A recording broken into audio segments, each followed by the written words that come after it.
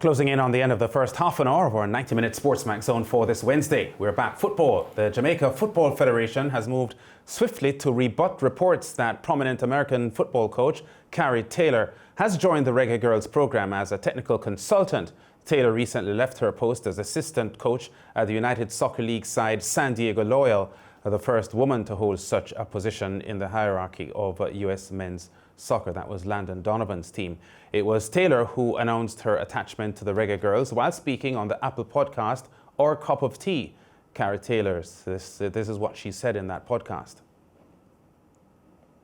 To actually even be a part of the JFF and the Reggae Girlz is what they're called. They qualified in 2019 for the World Cup, and that was the first for their country. And my good friend Hubert Busby Jr. was one of the assistants on that team, and now he's the head coach, and he's taking over the program, and he's trying to bring in awesome people. There's a lot of coaches that are in Jamaica that have been a part of the program for a long time. So I'm just playing a small part. But I think the exciting piece is that there is tremendous talent there. There's a lot of young women who just need an opportunity. They need a sustainable program to play in and grow their skills. We want to try to collectively create a girls development program in Jamaica and help girls there find college opportunities in the U.S. and the U.K. and find playing opportunities within the NWSL or over in Europe. So there's a lot to be done. There's a lot of fantastic people involved, and I'm getting to know different people on the staff.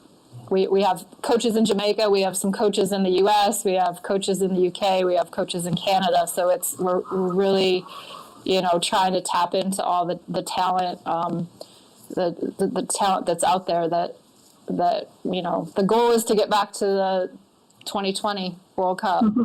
So that's the main goal. But overall, we want to inspire the next generation of players, fans, and coaches. So it's a big project, but I'm just happy to be a small bit. What is it? Well, I kind of joke I'm a jack of all trades and a master of none. I've known Coach Busby since I was 19, and we've worked together in the past. So I think some of my organizational skills kind of will benefit, my coaching skills. Hopefully, I think I'm all right.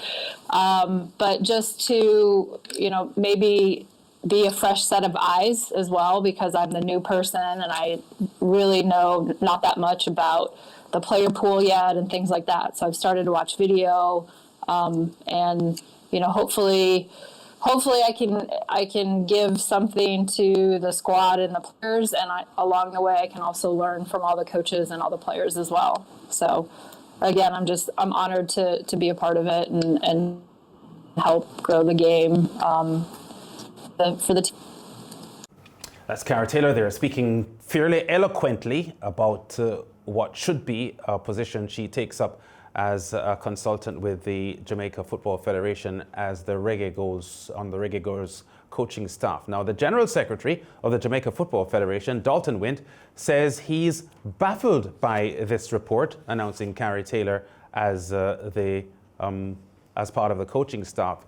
Here's what Wint says. It hasn't reached my desk. Normally, a recommendation and an application is sent through to the technical department, and an assessment is done, and a recommendation is then made to me to have a discussion with this individual for employment to be arranged. That has not happened. This is Dalton Wint, General Secretary of the Jamaica Football Federation. He says that is not the way we go about seeking employment.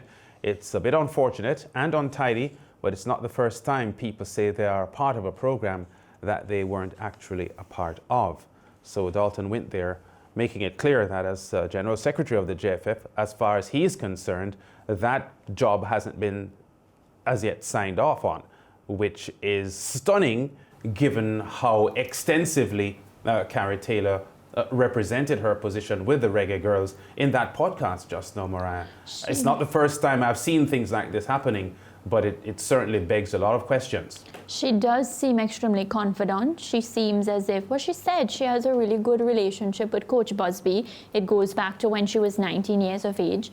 So I feel like there's obviously some sort of discussion that's going on that haven't been signed off, or maybe there are things that are in the pipelines that, you know, she probably didn't have authority to speak out about and she started to do so. But based on how confident she sounds, it doesn't seem as if it's something that she's making up, because she speaks from a position of knowing. She even said things like she has a fresh set of eyes that she can add looking at this team. She said she started looking at videos. I think it's either for somebody to go about and, you know, step out of their zone to start looking at videos of a team. There is some sort of plan and there are questions that need to be answered, Lance. Yeah, and two things jumping out at me on this story here. One, the pronouncements by Dalton Wint, the JFF General Secretary, which seems to completely dissociate himself from any knowledge of that.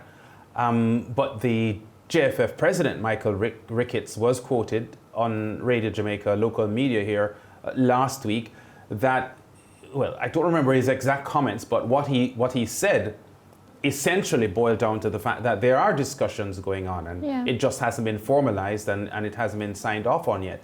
So I think the JFF president, Michael Ricketts, is acknowledging by his pronouncements that there is something in the works, but he stopped short of suggesting that she has been employed and she has been given the job. I remember when Bennett King should have been coach of the West Indies team. This was back in the early 2000s, late 90s, I think it was. There was a preliminary announcement that he was given the job. And because it wasn't signed off on yet, I think Wes Hall was the president of the West Indies Cricket Board at that time. Because it wasn't signed off yet, there was a huge stutter there and the negotiations had stalled and he had not become coach at that time. He was to become coach sometime after that. But as Dalton Wint mentioned, this isn't the first time that something like this has happened. Unfortunate, though, that Carrie Taylor would be speaking so extensively about her plans and how happy she is to be with the Reggae Girlz, because she spoke in that podcast about knowing, you know, some of the players, seeing what they did at the World Cup and so on, and to hear after that the JFF isn't on the same page that she is, sounds a little bit disconcerting. I think we now have the JFF President Michael Ricketts on Zoom to talk to us about this, on the phone, I think, to talk about this. Mr. Ricketts, welcome to the SportsMax Zone. Great to have you on the show again. Thanks for having me, sir. And how are you doing? I hope you're staying very safe. Yes, ma, we're fine here. I see you enjoying yourself at the races sometimes. I hope you're making a lot of money. No, I don't gamble, Michael. It's the sport of kings. I love it as a sport. I work too hard. I work too hard for my money to risk it. Well, we're thinking the same way. I mean, love is not a sports person, but the gambling component, no. No, I've never been a gambler. But okay, Mr. Ricketts, almost every time we talk to you on the SportsMax Zone, it's about something contentious. And here's the next episode. What can you tell us about? Go ahead. What can you tell us about Carrie Taylor and her position with this job? I just think that she was probably out of exuberance, would have made an announcement a little prematurely. But we are aware of her interest. She was recommended strongly to us by Coach Busby. Based on Busby's utterances, and he did send a formal document via email to express his intention of having her as part of the coaching staff. But nothing formal thereafter took place. I know for sure, and this is based on what Busby would have told us, that Ms. Taylor has been volunteering and been helping him around the program. But nothing has yet been formalized. I am pretty certain that I could say that something is in the pipeline based on Busby's interest in her, because he really thinks that she's of worth and she would really have an impact on a women's program. So it's something that we will certainly discuss down the road. Busby is very excited at the prospects of having her in the program. But like I say, she out of exuberance, she might have been a little premature with her announcement. But it's something that we're looking at, and it's something that I'm pretty certain down the road we could finalize an arrangement with her. Yeah. Her resume does look pretty impressive, though, and her huge interest in women's football, and because the US is such a colossal figure in women's football, she is on a good platform. Does she, off the top of your head, appear appealing for this job? Absolutely. Very much so.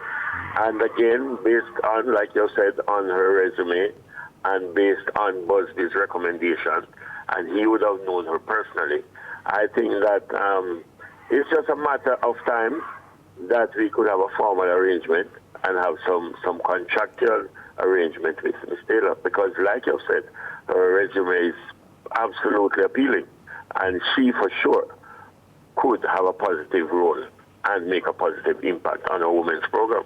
Yeah, I remember Coach Busby had been appointed on an interim basis, Mr. Ricketts, after the firing of the previous coaching staff. Is it that Coach Busby at this point isn't confirmed as a long-term coach for the Jamaica Reggae Girlz, and this could be a part of the stalling of such an appointment of Carrie Taylor? Busby is a great human being. Busby is someone that has real interest in what he's doing. He's a Jamaican at heart. He's someone with whom we have discussions regularly. He really has the program at heart. And there might not yet be a contractual arrangement with Busby, but certainly, and I'm speaking on behalf of the board of directors of the JFF, Busby is someone that will definitely be in that position when the contract is ready and when Busby is ready. Michael, before you joined Lance and I on the show, Lance mentioned that, there were certain cases where people spoke out of turn, and it obviously affects their appointment or just a decision for them to move forward in any particular position. Will the pronouncements by Carrie in any way affect her moving forward? I don't think so, because she wasn't disparaging or disrespectful in any way. I think she was just excited at the prospects. So, no, I don't think so in any way. And again, Busby is excited. Yeah. And all of Jamaica would be, based again on what she would have presented as her resume. So, no, categorically no. We just now want to have a discussion with her. And I would personally want to sit with her and have a discussion. And then for sure, move on as it relates to having her as an official staff member of our women's program. Okay, can you briefly explain to us, what is the process or the requirements to hire somebody of her stature to work here in Jamaica? Well, the process is for one and all, you must make an application. Yeah. But in this case, she was recommended. She's been around Coach Busby. But the process remains the same. You'll have to apply. Then it will go to the technical department. And then from there it will be interviewed. And I'm pretty certain that if you meet the requirements and you're comfortable with what we have to offer, then we could have a formal arrangement. Yeah. Mr. Ricketts, it's reasonable to suspect that Carrie Taylor could be thrown off by these recent developments and feel even insulted by the JFF, suggesting that this hasn't been signed off on and that she's been premature. Is that something you're prepared to deal with? Because at this point she may say, you know what? I hope not. I hope not.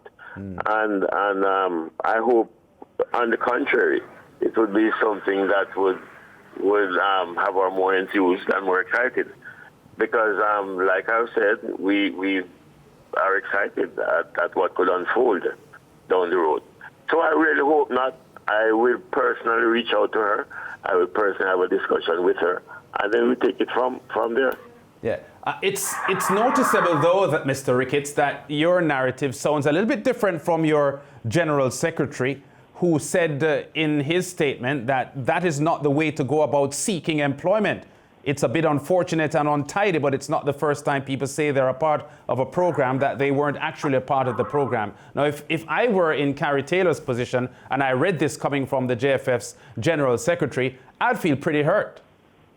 Well, I hope Carrie Taylor reads what or listens to what the president said, because I understand Dalton's position, and he kind of speaks a little different from I do. But I do hope that after I would have had a discussion with her, that she will be pretty comfortable and still excited and still raring to go and still wanting to work for us. Okay, we'll try to get to her, because I'm very keen on hearing how she feels about this at the current state, because it is reasonable as a human being that she could now be turned off by the job, for the job, given what the General Secretary has said. So let's move on quickly, Michael, because when we have you here, we have to go on different platforms and expose some other things that are in the burner. The recommendations by the JFF to the health authorities to get football restarted in Jamaica. Where are you with that? All right. Well, actually, we had set up a committee, which was led by Vice President Anderson, who, in his position as Vice President, has overall responsibility for football, for competition.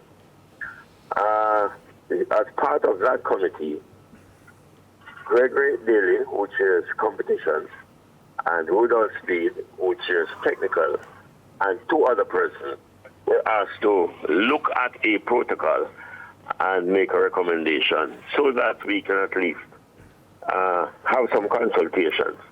Well, last week, that committee met with a number of representatives from the respective clubs that actually participate in the Premier League.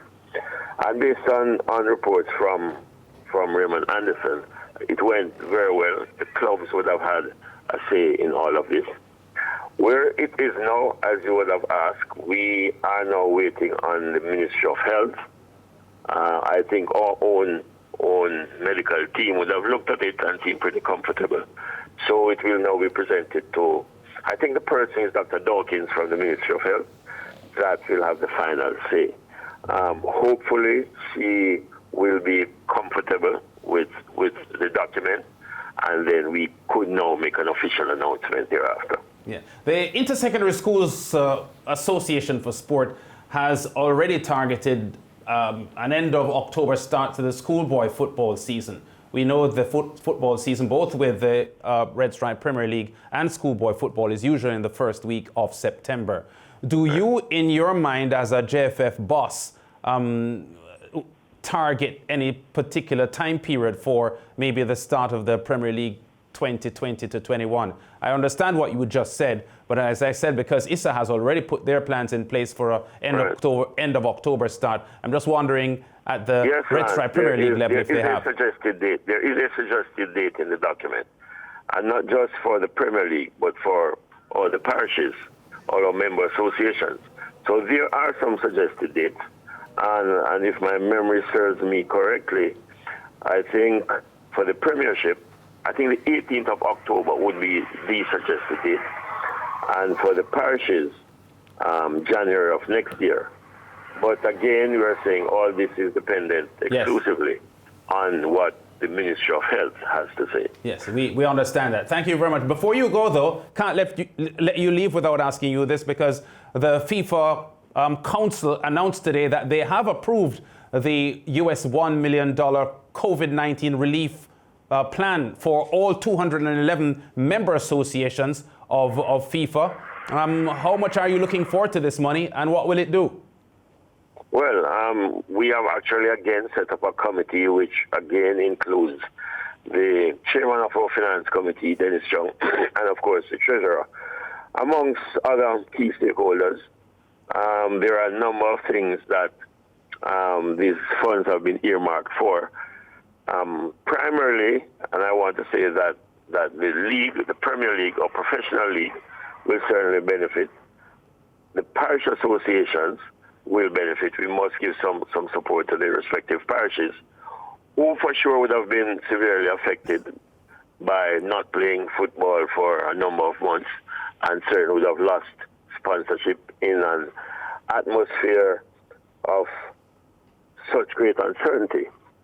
So definitely the parishes will benefit, or youth programs will benefit, and of course the professional arm will benefit. Again, there will be a second disbursement for women's football. That again will be looked at in detail. Michael Ricketts, JFF President, thanks for talking to us. We'll be in touch. Thanks for having me, Lance. Good. Okay, Michael Ricketts, President of the Jamaica Football Federation there. And we go to break. When we come back, we talk some cricket. Tino Best will rejoin us as we continue to look at the West Indies series loss to England.